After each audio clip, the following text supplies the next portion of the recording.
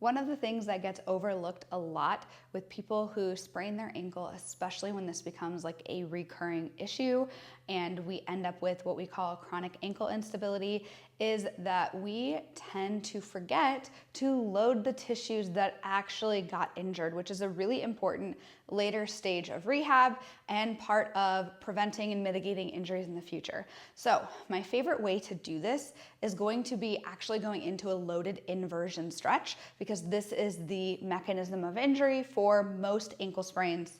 They're mostly inversion sprains. This can be pretty intense, so most of my clients have to learn to go really slow, and then we add the intensity from there. So to do this exercise, I'm going to show you in standing, then I'll show you a regressed version. For the standing version, we are going to put all of the weight on the leg that we are not going to load, not using.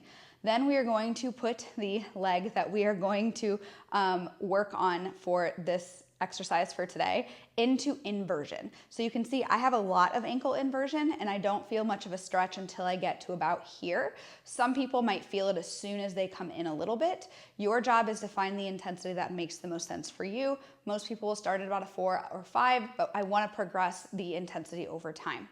So follow what it says on your program if this is programmed for you. Then from there, once you reach that intensity or that amount of stretch, you might just hold it for the 5 or 10 or 30 plus seconds that's in your program.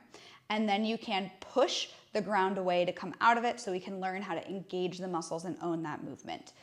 Now, to progress, we would do the same thing, but if you don't feel much of a stretch there, we're gonna now shift our body weight over onto that ankle, and now the intensity is pretty significant, and then from here, we're gonna hold that stretch or that load for a certain amount of time and come out of it by pushing our ankle into the ground and pushing the ground away from us. What you should not feel as you go into that is any inside ankle pinching or compression. It should not feel super uncomfortable. You should mostly feel a big stretch on the outside of the ankle. Now, if that is hard to navigate and load and kind of manage the loads, then we're gonna do the same thing, but we're just gonna come down into a half kneel position. For some of my clients, it's easier to control the loads here. And the same thing is gonna happen. We're gonna pull ourselves into that position, and then we're gonna shift our body weight forward onto it to start to increase the load in this position.